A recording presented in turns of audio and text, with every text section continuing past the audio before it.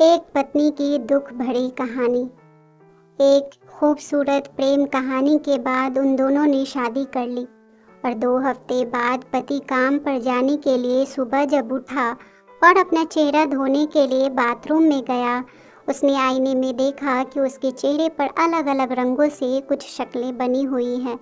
उसकी सीधी सादी बीवी बचकाना और मासूम दिल रखने वाली। उसने सोते वक्त उसके चेहरे पर कुछ लिख दिया था। उसने इसे बड़े प्यार से अंजाम दिया था। वो उस पर हंसने के लिए तैयार थी। सुबह वह उसके पीछे दौड़ेगा, उसे पकड़कर उसके गाल पर चुटकी लेगा, फिर उसे कसकर गले लगाएगा और उससे कहेगा कि वो उससे बहुत प्यार करता है। फिर वो दोनों पूरा दिन उसके चेहरे पर हंसेंगे। उस बेचारी मासूम बीवी ने पिछली रात ही ऐसा सपना देखा था।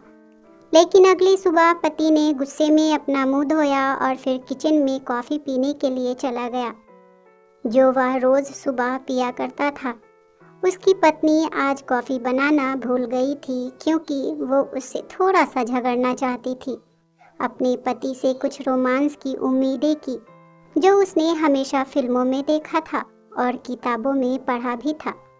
जब वो उसे कॉफ़ी नहीं मिली तो वह गुस्सा होकर पत्नी के पास आया और वह उस पर चिल्लाया और उसे तब तक थप्पड़ मारता रहा जब तक कि उसने उसे ज़मीन पर नहीं गिरा दिया और कहा, मैंने तुम्हारे साथ खेलने के लिए शादी नहीं की है। मैं एक आदमी हूँ, छोटा सा बच्चा नहीं हूँ। मैंने एक परिवार बनाने के लिए तुमसे शादी की है ताकि सभी की नज़रों में मैं एक आदमी बन सकूँ। पागल हो क्या तुम? प्यार और रोमांस की कहानियों की तरह जीना चाहती हो? जागो जागो, तुम किसी फिल्म की हीरोइन नहीं हो। जो कहानियाँ तुम पढ़ा करती हो वो सब खत्म हो चुकी है। कहानियों से घर नहीं बनेगा और ना ही खाना बनेगा। ये कहानियाँ तुम्हारे बच्चों को नहीं पालेगी। वो बेचारी मासूम सी बीवी खड़ी रो रही थी और अपने दुपट्टे से अपने आंसू पोंछ रही थी। पति ने उस पर चिल्लाते हुए कहा, आज मैं अपने दोस्तों को लंच पर बुलाऊंगा। मैं चाहता हूँ कि जब वो आए तो सारा खाना तैयार हो जाना चाहिए। तुम समझ गई ना? और अगर खाने पीने में कुछ कमी रही तो तुझ पर अफसोस हो। वो उस वक्त खुद को ऐसे आदमी के रूप में देख रहा था कि जिसकी पत्नी उसकी इच्छाओं पर चलती है। वो अपनी पत्नी को जख्मी दिल के साथ छोड़कर बाहर चला गया।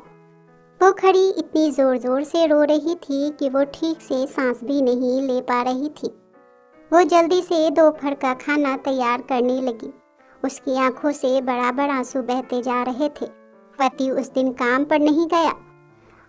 वो अपने दोस्त के घर चला गया। वो सोच रहा था कि उसने जो किया वो सही किया या गलत।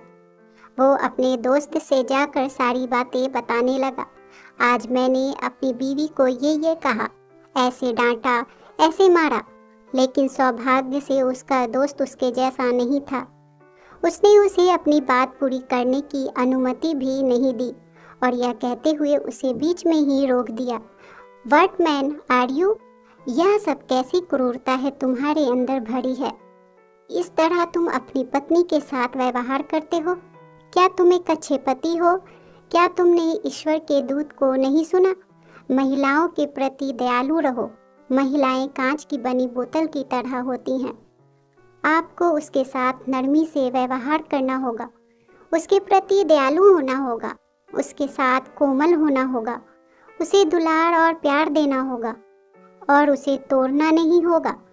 अरे यार, तुमने अभी कुछ समय पहले अपनी पत्नी से खाना पकाने और बच्चों की परवरिश के बारे में जो बताया था, वो सब मूल्य रूप से उसके साधारण कामों में से एक है जिसे वो रोज करती है।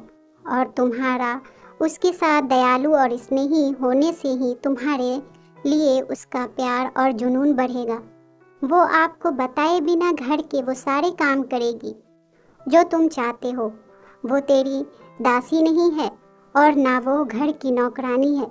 तूने भी उससे इसलिए शादी नहीं की है कि जब उसकी ज़रूरत पड़े तो तू उसे इस्तेमाल करे, वरना उसे कूड़े की तरह फेंक दे। मेरे दोस्त, वो आपकी पत्नी है, आपका जीवन है, आपका सब कुछ है। उसे परेशान मत करो। ईश्वर से माफ़ी मांगो और अपनी पत्नी के पास लौट जाओ। उसकी इज्जत करो और फिर कभी उसको तकलीफ ना देना। पति दुखी हुआ, बहुत पछताया और अपने अंदर कुछ कमज़ोरी महसूस की। वो रो रहा था और अपने किए पर बहुत शर्मिंदा था और फिर उसने पत्नी को यह बताने के लिए फ़ोन करने का फ़ैसला किया कि उसने अपने दोस्तों के साथ दोपहर का खाना लंच कैंसिल कर दिया है और वो घर आ रहा है। वो उसके साथ बैठकर खाना खाएगा। वो उसे बहुत याद कर रहा है। फ़ोन की घंटी बजी, लेकिन पत्नी ने फ़ोन नहीं उठाया। उसने वापस कॉल किया, लेकिन किसी ने जवाब नहीं दिया। उसने कहा कोई बात नहीं, शायद वो कामों में व्यस्त हो, इसलिए वो फ़ोन नहीं उठा सकी। वो घर लौटा, घंटी बजाई, लेकिन अंदर से कोई जवाब नहीं आया। उसने अपनी जेब में चाबी ढूंढी, लेकिन सुबह वह गुस्से में चाबी ले जाना भूल गया था।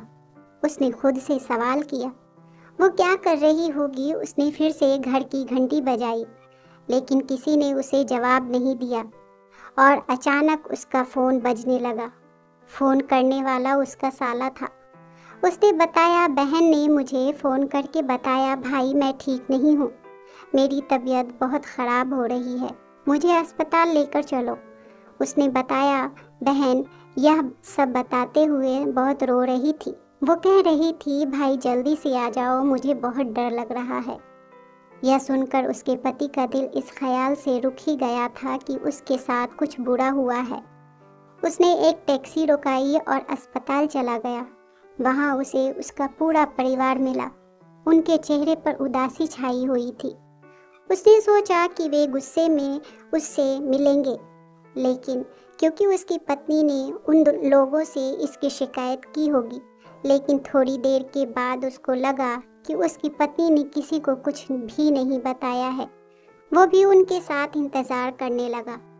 कई घंटों के बाद डॉक्टर उनके पास आए, सिर झुकाया और उनसे कहा, आई एम सॉरी, हमने बहुत कोशिश की, लेकिन हम उसे बचा नहीं पाए। हमें बहुत अफसोस है। वो इस दुनिया को अलविदा कह गई है। शाम को पति अपनी पत्नी के भाई से दूसरी चाबी लेकर घर आया। ताला खोलकर घर के अंदर गया तो टेबल को ढका हुआ पाया। उसने टेबल पर से कपड़ा हटाया। टेबल पर बहुत ही स्वादिष्ट व सुंदर तरीके से पकवानों की डिशें लगी हुई थी। उसने फ्रीज के दरवाजे के ऊपर एक कागज़ लटका हुआ देखा। उसने उसे खोला तो उसमें लिखा हुआ था, मेरे प्यारे पति, आज सुबह जो मैंने गलती की, मुझे उसके बारे में बहुत अफसोस है। आप मुझे माफ़ कर दो। मैं आपसे बहुत मोहब्बत करती हूँ। मैं चाहती थी कि आप मुझे गले लगाकर मुझसे कहें कि मैं तुमसे बहुत मोहब्बत करता हूँ। तुम मेरी ज़िंदगी हो, लेकिन मैं अपने चुलबुलेपन की वजह से नहीं समझ पाई कि आप मेरी इस हरकत पर गुस्सा करेंगे, बहुत हो जाएंगे गुस्सा। मैं आपसे वादा करती हूँ कि अब मैं कभी आपको परेशान नहीं करूँगी। मुझे उम्मीद है कि आपके दोस्तों को खाना बहुत पसंद आएगा। ये उस आदमी के लिए शर्म की बात है जो अपनी बीवी से प्यार तो करता है, लेकिन यह भूल जाता है कि उस पर प्यार करना और उससे मोहब्बत करना ईश्वर ही का एक आदेश है। अपनी बीवी को याद रखो। घर जाओ तो मुस्कुराओ, तुम्हारी बीवी भी मुस्कुराएगी। और मुझे पता है कि एक खुशहाल घर बनाने के लिए धैर्य, ईमानदारी और प्रेम की आवश्यकता होती है।